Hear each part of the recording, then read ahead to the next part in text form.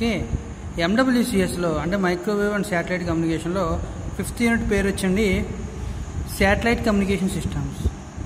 ఓకేనా, satellite communication system. ఈ unit మొత్తం మీద చెప్పేది ఏంటంటే శాటిలైట్ అంటే ఏంటి, దాని యొక్క కన్స్ట్రక్షన్, అది ఎలా వర్క్ అవుతుంది, అండ్ ఎర్త్ స్టేషన్ అంటే ఏంటి, దాని యొక్క కన్స్ట్రక్షన్, అది ఎలా వర్క్ అవుతుంది, అండ్ ఎర్త్ స్టేషన్ అంటే గ్రౌండ్ మీద ఉండే ఎర్త్ స్టేషను అండ్ స్పేస్లో ఉండే శాటిలైట్, ఈ రెండు ఎలా కమ్యూనికేట్ అవుతాయి, వీటి గురించి మనం డిస్కస్ చేస్తాం ఈరోజు టాపిక్లో. ఫస్ట్ వన్, ఈ యూనిట్ మొత్తం మీద పక్కాగా వచ్చే క్వశ్చన్ అండ్ ఇంపార్టెంట్ టాపిక్, మీరు జనరల్గా చూసే థింగే. అది వచ్చి ఫస్ట్ వన్ వచ్చి block diagram of satellite communication. Block diagram of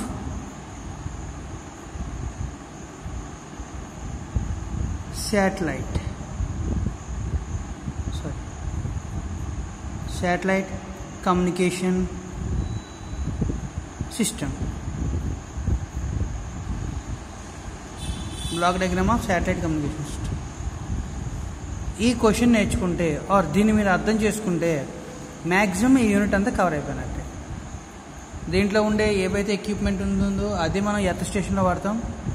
and by the way, మీరు ఎర్త్ స్టేషన్ అంటే ఏదో అనుకోవద్దండి, మన సింపుల్గా ఎర్త్ స్టేషన్ అంటే మన లొకాలిటీలో ఆర్ మన జియోగ్రఫిక్ ఏరియాలో ఉన్న టవర్స్ అండి. మొబైల్ టవర్స్ కూడా మనం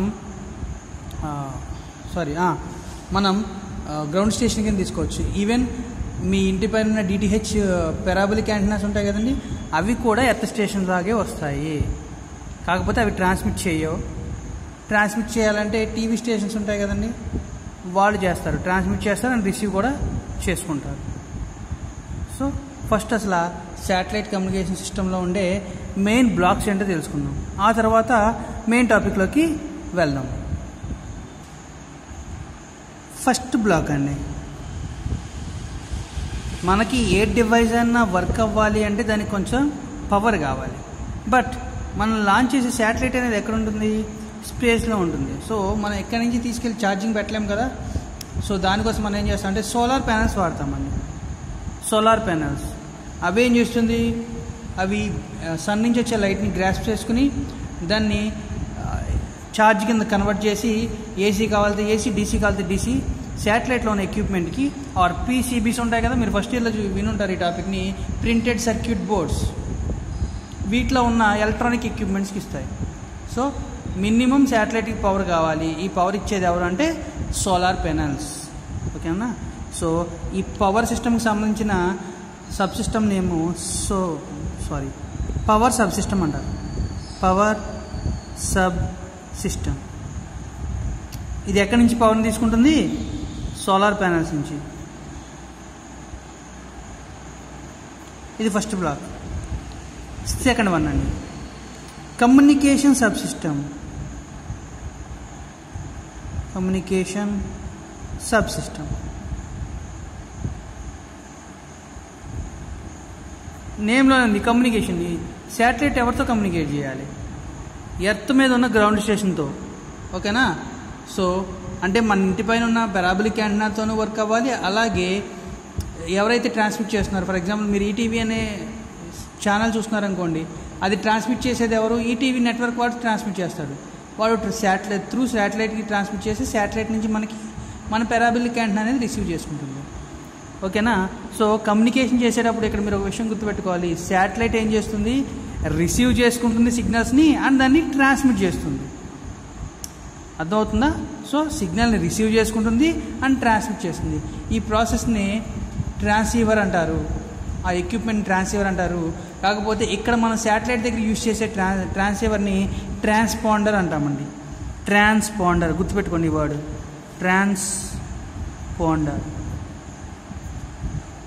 ట్రాన్స్మిట్ రిసీవ్తో పాటు ఇది చిన్న వర్కౌట్ చేస్తుంది. దీని గురించి మళ్ళీ సపరేట్గా వీడియో చేసేద్దాం, విషయం గుర్తుపెట్టుకోండి.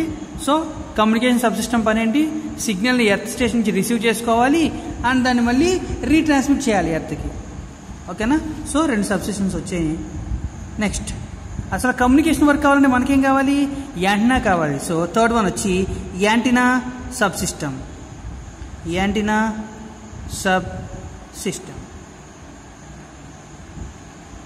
సరే, ఒక శాటిలైట్ని తీసుకెళ్ళాం, ప్లేస్ చేసాం స్పేస్లో, ఎర్త్ ఆర్బిట్లోనే రొటేట్ అవుతూ ఉంటుంది.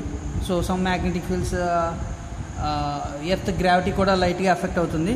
సో ఎర్త్ అనేది రివాల్వ్ అవుతున్నప్పుడు దాని చుట్టూ ఉన్న స్పేస్ కూడా, అంటే ఎర్త్ ఆర్బిట్ ఉంటుంది కదా, కొంచెం ఆర్బిట్లో మనం శాటిలైట్ని ప్లేస్ చేస్తాం. ఆర్టిఫిషియల్ శాటిలైట్స్ అంటారు. మనం ప్లేస్ చేసే ప్రతిదీ ఆర్టిఫిషియల్ శాటిలైట్స్. మరి న్యాచురల్ శాటిలైట్స్ అంటే ఎర్త్కి వచ్చి మూన్ అవుతుందండి, సన్కి వచ్చి ఎర్త్, వీనస్, మార్స్, ఇవన్నీ సన్కి వచ్చిన ఆర్టిఫిషియల్ శాటిలైట్స్, న్యాచురల్ శాటిలైట్స్.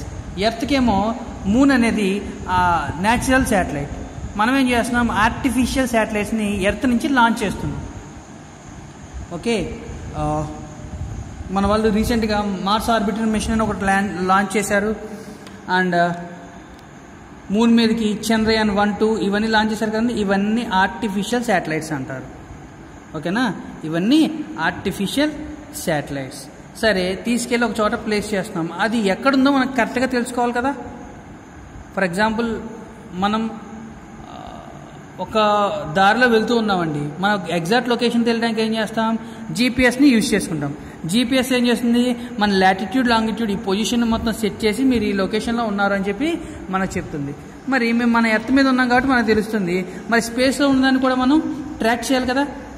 అంటే అది ఏ డైరెక్షన్లో ఉంది, ఎలా వర్క్ అవుతుంది అనేది కూడా మనం ట్రాక్ చేయాలిగా. దానికోసం మనం యూజ్ చేసేది altitude subsystem, altitude control sub system.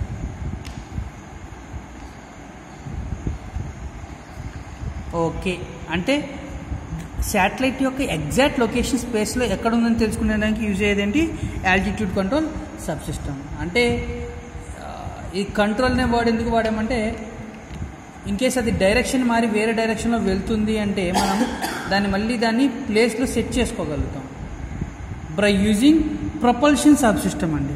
Propulsion sub system.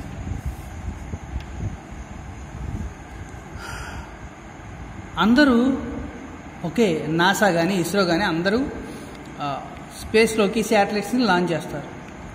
Launch చేసినప్పుడు ఇన్ కేస్ అది వెళ్ళాల్సిన డైరెక్షన్లో కాకుండా ఆ స్పేస్ వెహికల్ అనేది ఆపోజిట్ ఆర్ వేరే డైరెక్షన్లోకి వెళ్తున్నప్పుడు దాన్ని కంట్రోల్ చేయాలి. కంట్రోల్ చేయాలంటే ఏం చేయాలి, ఆ శాటిలైట్ని కొంచెం ఇగ్నైట్ చేయాలి, అంటే మండించాలి. ఫర్ ఎగ్జాంపుల్, మీరు ఒక బైక్ ఆర్ స్కూటీ ఏదో నడుపుతున్నారనుకోండి, అది స్లో అవుతుందని కానీ మనం ఏం చేస్తాం, యాక్సిలరేటర్ ఇచ్చి కొంచెం మూవ్ అయ్యేలా చేస్తాం. డైరెక్షన్ అనేది మన హ్యాండిల్లో ఉంటుంది. సో ఇక్కడ డైరెక్షన్ వచ్చి ప్రోగ్రామింగ్లో ఉంటుంది. మనం ఇగ్నైట్ చేయాలనే సిగ్నల్ మాత్రం ఎర్త్ నుంచి పంపిస్తాం. ఇన్ కేస్ మనం ఎర్త్ ఆర్బిట్ చుట్టూ తిరగాల్సిన శాటిలైట్ అనేది స్పేస్లోకి వెళ్ళిపోతుంది అనుకుందాం, డీప్ స్పేస్లోకి. అటు వెళ్లకుండా దాని డైరెక్షన్ చేంజ్ చేయడానికి ఏం చేస్తామంటే లైట్గా ఆ శాటిలైట్ని ఇగ్నైట్ చేస్తాం, అంటే మండిస్తాం. దాని యొక్క ఇంజన్ని లైట్గా మండిస్తాం. దీనివల్ల ఏమవుతుంది, మనకు కావాల్సిన డైరెక్షన్లోకి మనం ఆ శాటిలైట్ని తిప్పుకోవచ్చు. మీరు ఈ ఇగ్నైట్ చేయడం అనే పదం ఎక్కడ చూస్తారంటే, మన వాళ్ళు లాంచ్ చేసిన 13 or 16, నాకు కరెక్ట్గా ఐడియా లేదు, 13 or 14 మేబీ అయి ఉండొచ్చు, మార్స్ ఆర్బిటర్ మిషన్ అండి, మామ్. దీన్ని నరేంద్ర మోడీ కూడా మెన్షన్ చేశాడు. మనం చాలా తక్కువ, గ్రావిటీ అనే మూవీ కంటే చాలా తక్కువ బడ్జెట్లో తీసాం అని చెప్పి మోడీ కూడా దీన్ని మెన్షన్ చేశాడు. ఇదేం చేసిందంటే నియర్లీ 1 year, ఆఫ్టర్ 1 year అండి స్పేస్లో దీన్ని ఇగ్నైట్ చేశారు. ఎక్కడో క్రోర్స్ ఆఫ్ కిలోమీటర్స్ అవతల దాన్ని ఇగ్నైట్ చేశారు. ఎక్కడి నుంచి సిగ్నల్ పంపించి, ఆ సిగ్నల్ ఏమవుతుంది, మైక్రోవేవ్ సిగ్నల్లే అవుతుంది అది. ఓకేనా, ఆర్ ఎలక్ట్రోమాగ్నెటిక్ వేవ్ సిగ్నల్స్ అవుతాయి అవి. అది చాలా ఇంట్రెస్టింగ్ టాపిక్ అండి. మీకు అవకాశం ఉంటే యూట్యూబ్లో మార్స్ ఆర్బిటర్ మిషన్ గురించి ఒకసారి చూడండి. మీరు ఎలక్ట్రానిక్ స్టూడెంట్స్ కాబట్టి దాని గురించి తెలుసుకోవడం ముఖ్యం. ఇది చాలా ఇంట్రెస్టింగ్గా ఉంటుంది మెయిన్లీ. ఓకేనా, అండ్ సో ఈ ప్రొపల్షన్ సిస్టమ్ ఏం చేస్తుంది, డైరెక్షన్ ఏమన్నా చేంజ్ చేయాలన్నా, స్పీడ్ పెంచాలన్నా, శాటిలైట్ రొటేషన్ స్పీడ్ పెంచాలన్నా మనం ఏం చేస్తాం, జస్ట్ కొంచెం ఇగ్నైట్ చేస్తాం, అంటే ఇంజన్ని రన్ చేస్తాం. దాన్నే ప్రొపల్షన్ సబ్ సిస్టమ్ అంటాం. అండ్ లాస్ట్ వన్ వచ్చి టెలిమెట్రీ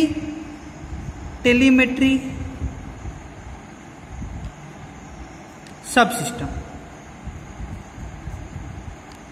ఈ టెలిమెట్రీ సబ్ సిస్టమ్ ఏం చేస్తుందంటే, ఫర్ ఎగ్జాంపుల్ మీరు ఒక ఫోన్ కొన్నారు, ఫోన్ కొన్న తర్వాత 1 year or 2 years వాడిన తర్వాత పక్కన పెట్టేశారు. మళ్ళీ యూజ్ చేద్దామంటే వర్క్ అవ్వట్లేదు. ఏంట్రా అని చెప్పి రిపేర్కి ఇస్తే వాడు ఏం చేస్తాడు, చిప్ మీద కొంచెం మాయిశ్చర్ అంటే వాటర్ మాలిక్యూల్స్ యాడ్ అయినాయి, లేకపోతే సాల్డరింగ్ అనేది అంతా రస్ట్ పట్టేసింది, అంటే తుప్పు పట్టేసింది, ఇవన్నీ చెప్తూ ఉంటారు. అంటే ఏ డివైస్ అయినా మనం ఎక్కువ ఎలక్ట్రానిక్ కాంపోనెంట్ ఏదైనా కానివ్వండి, మీరు యూజ్ చేయడం మానేస్తే స్లోగా దాని మీద రస్ట్ చేయడం కానీ, వాటర్ మాలిక్యూల్స్ ఫార్మ్ అవ్వడం కానీ, కొంచెం జిగురుగా అయిపోవడం కానీ ఇలాంటివి జరుగుతూ ఉంటాయి. ఓకేనా? సో ఇవి జరగకూడదు అంటే మనం ఎక్విప్మెంట్ యూజ్ చేయాలి. బట్ స్పేస్కి వెళ్ళి మనం ఎక్విప్మెంట్ యూజ్ అవుతుందో లేదో మనం కనిపెట్టలేము. దానికోసం మనం ఏం చేస్తాం, ఎందుకంటే శాటిలైట్ స్పేస్లోనే ఉంటుంది కదా, స్లోగా ప్రతి ఎలక్ట్రానిక్ కాంపోనెంట్ ఏదైతే ఉందో పీసీబీలో, అంటే మనం వాడిన చిప్లో ఏదైతే ఎలక్ట్రానిక్ కాంపోనెంట్ ఉందో దాని ప్రతిదానికి మనం కొంత పవర్ని ఇస్తూ ఉంటాం. ఇన్ కేస్ ఏదైనా ఒక కెపాసిటర్ కానీ ఒక రెసిస్టర్ కానీ ఎలక్ట్రానిక్ కాంపోనెంట్ ఏదైనా డ్యామేజ్ అయిందనుకోండి, ఆ డ్యామేజ్ గురించి చెప్పేదే telemetry tracking and control sub system. So ఇదేం చేస్తుంది, శాటిలైట్లో ఉన్న ఆన్బోర్డ్ జిప్లో ఏవైనా ఎలక్ట్రానిక్ కాంపోనెంట్స్ డ్యామేజ్ అయితే దాని యొక్క డీటెయిల్స్ అనేది మనకి చెప్తుంది. దీని పేరేంటి, telemetry tracking and control sub system. ఓకేనా? ఒకసారి 6 వాటి గురించి ఒకసారి మళ్ళీ బ్రీఫ్గా చెప్పుకుందాం. ఫస్ట్ వన్ వచ్చి పవర్ సబ్ సిస్టమ్. దీని పని ఏంటి, సోలార్ ప్యానల్స్ ద్వారా పవర్ తీసుకుని ఓవరాల్ శాటిలైట్కి ఇస్తుంది. సో పవర్ ఉంటేనే కదా ఏదైనా వర్క్ అయ్యేది. Next communication sub system. అసలు శాటిలైట్స్ ప్లేస్ చేసేదే మన ఇన్ఫర్మేషన్ తీసుకోవడం కోసం. ఇక్కడ ఏం జరుగుతుంది, ఎర్త్ స్టేషన్ నుంచి ఇన్ఫర్మేషన్ పంపిస్తాం, ఆ ఇన్ఫర్మేషన్ తీసుకున్న శాటిలైట్ మళ్ళీ రీట్రాన్స్మిట్ చేస్తుంది. సో దీన్నే కమ్యూనికేషన్ సబ్ సిస్టమ్ అంటాం. మరి నెక్స్ట్ వన్ వచ్చి యాంటినా సబ్ సిస్టమ్. అసలు సిగ్నల్ తీసుకోవాలన్నా ట్రాన్స్మిట్ చేయాలన్నా కావాల్సింది ఏంటి, ఒక యాంటినా. సో దీన్ని యాంటినా సబ్ సిస్టమ్ అంటారు. తర్వాత ఆ శాటిలైట్ని స్పేస్లో ప్లేస్ చేసాం, ప్లేస్ చేసిన తర్వాత దాని యొక్క ఎగ్జాక్ట్ లొకేషన్ తెలియాలంటే ఆల్టిట్యూడ్ కంట్రోల్ సబ్ సిస్టమ్ కావాలి. అంటే దాని ఒక లొకేషన్లో ప్లేస్ చేసాం, ఎర్త్తో పాటు ప్యారల్గా రొటేట్ అవుతూ ఉందనుకోండి, ఒకే లొకేషన్లో ఉంది, సో ఇబ్బంది లేదు. ఇన్ కేస్ ఎర్త్ కంటే కొంచెం స్పీడ్ ఎక్కువతో రొటేట్ అవుతుంది అనుకోండి, అప్పుడు దాని యొక్క లొకేషన్ క్యాచ్ చేయడం మనకు కష్టం. సో ఈ ఆల్టిట్యూడ్ కంట్రోల్ సబ్ సిస్టమ్ ఉంటే మనం దాని యొక్క లొకేషన్ని క్యాచ్ చేయొచ్చు అండ్ మనం దాన్ని కంట్రోల్ కూడా చేయొచ్చు. ఎలా కంట్రోల్ చేస్తాం, ఇన్ కేస్ డైరెక్షన్ మారిపోయినా స్పీడ్ ఎక్కువలో ఉన్నా మనం ఏం చేస్తాం, దాన్ని తగ్గించడానికి డైరెక్షన్ మార్చడానికి ప్రొపల్షన్ సబ్ సిస్టమ్ని ఆన్ చేస్తాం. ఇదేం చేస్తుంది, ఫాస్ట్ మీద మూవ్ అయితే ఆపోజిట్లో ఇగ్నైట్ చేసి ఇంజన్ని స్లో చేస్తుంది. ఇన్ కేస్ డైరెక్షన్ మార్చుకుంటే మళ్ళీ ఎర్త్ టువర్డ్స్ ఎర్త్ డైరెక్షన్ రావడానికి మళ్ళీ కొంచెం ఇగ్నైట్ చేస్తుంది, అంటే ఇంజన్ మళ్ళీ మండిస్తుంది. సో ఈ రెండు ఇంటర్లింక్డ్. దాని యొక్క లొకేషన్ తెలుసుకుని దాన్ని కంట్రోల్ చేయడానికి ప్రొపల్షన్ సబ్ సిస్టమ్ వాడతాం. నెక్స్ట్ లాస్ట్ వన్ వచ్చి టెలిమెట్రీ సబ్ సిస్టమ్.